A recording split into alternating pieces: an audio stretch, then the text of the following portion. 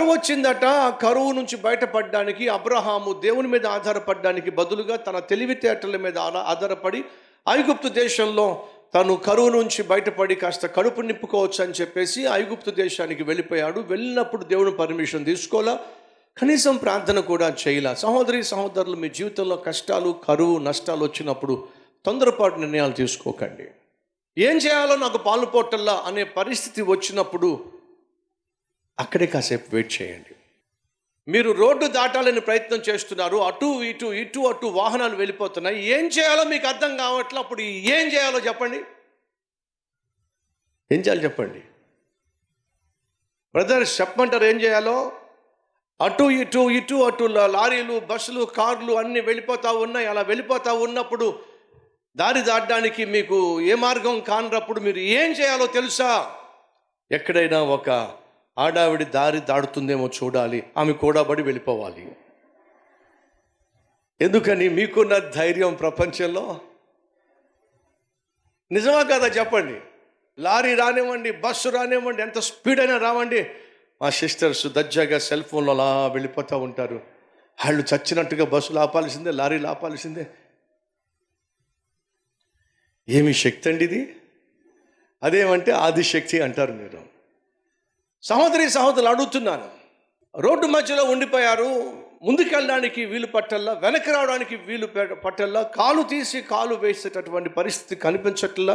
చాలా కన్ఫ్యూజన్గా ఉంది, చాలా కన్ఫ్యూజన్లో ఉన్నారు. ఏం చేయాలో అర్థం కావటం లేదు, ఎటు పాలు పోవటం లేదు, అడుగు తీసి అడుగు వేయలేకపోతున్నారు. అలాంటి సమయంలో నువ్వు చేయాల్సిన బెస్ట్ పని ఏమిటయా అంటే అక్కడే కాసేపు ఉండు, అక్కడే ఉండు. ఏ నిర్ణయం తీసుకోవద్దు.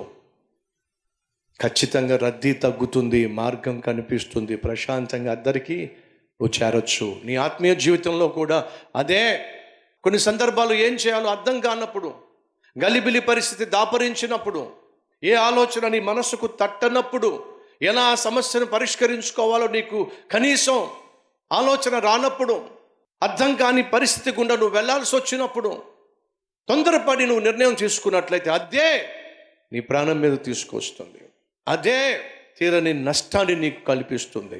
ఏం చేయాలి, ఏం చేయాలో నీకు అర్థం కానప్పుడు ఏమీ చేయొద్దు. అదే బెటర్ ప్లేస్, అదే బెటర్ థింగ్, అదే బెస్ట్ థింగ్. ఏమీ చేయొద్దు. మరి ఏం చేయాలి?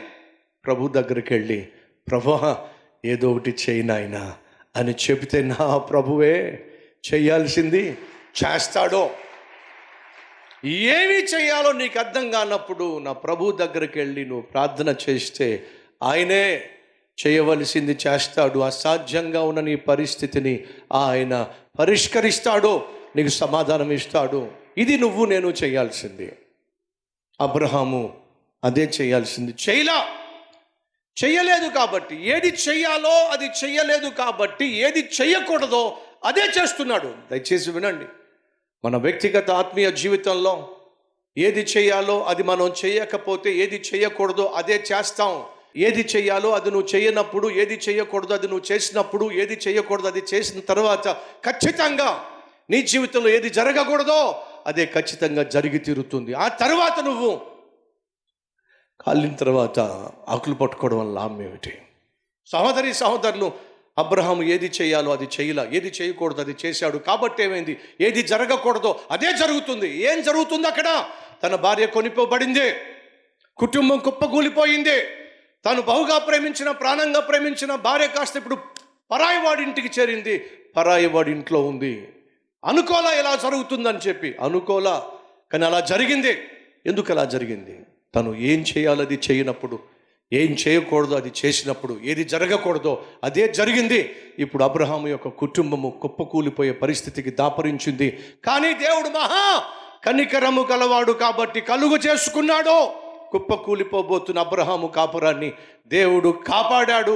శారాను మరలా తీసుకొచ్చి ఇదిగో లోకానికి రక్షకుడైన యేసుక్రీస్తును మనందరికీ పరిచయం చేయడానికి ఆ కుటుంబాన్ని నిలబెట్టాడు. అలాగే నీ జీవితంలో కూడా నా దేవుడు కలుగ చేసుకొని కుప్పకూలిపోవడానికి సిద్ధంగా ఉన్న నీ కుటుంబాన్ని కావచ్చు, ఊడిపోవడానికి సిద్ధంగా ఉన్నటువంటి ఉద్యోగాన్ని కావచ్చు, లేదా ఆర్థికంగా చితికిపోయిన నిన్ను ఆదుకొని లోకానికి రక్షకుని పరిచయం చేసే ఒక అద్భుతమైన వ్యక్తిగా దేవుని సాక్షిగా ఆయన్ని నిలబెట్టుకోవడానికి ఇష్టపడుతున్నాడు, సిద్ధపడుతున్నాడు. అందుకు నువ్వు నా దేవునికి అనుమతించినట్లయితే ముందు గతి రానే వస్తుంది. అద్భుతమైన భవిష్యత్తు నువ్వు కళ్ళారా చూస్తావు.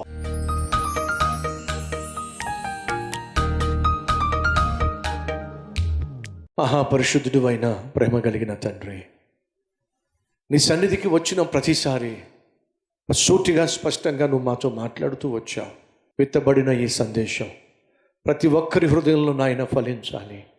మా జీవితాలు ఫలభరితమైన జీవితాలుగా వర్ధిల్లాలి నాయన. నువ్వు పరీక్షిస్తున్నప్పుడు అది పరీక్ష అని గ్రహించి ఆ పరీక్షలో మేము విజయం సాధించులాగిన కృప చూపించాల్సిందిగా కోరుతున్నాను. రక్షక, తండ్రిగా, తల్లిగా, ఇంటికి పెద్దగా మా జీవితంలో మా బాధ్యతలను వాక్యానుసారంగా నాయన నిర్వర్తించులాగిన సహాయం చేయ్యా. రక్షక, మా సంఘాన్ని ఉద్ధరించాయా.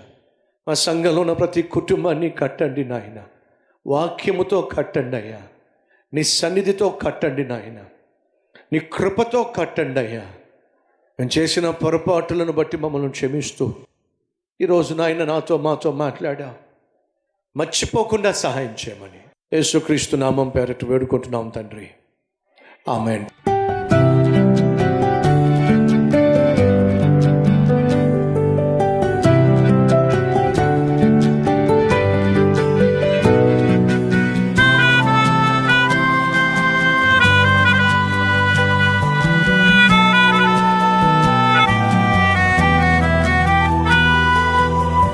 ఈ సందేశం మీకు ఆశీర్వాదకరంగా ఉన్నట్లయితే 10 మందికి షేర్ చేయండి, లైక్ చేయండి, మంచి కామెంట్ పెట్టండి. మళ్ళా రేపు కలుసుకుందాం.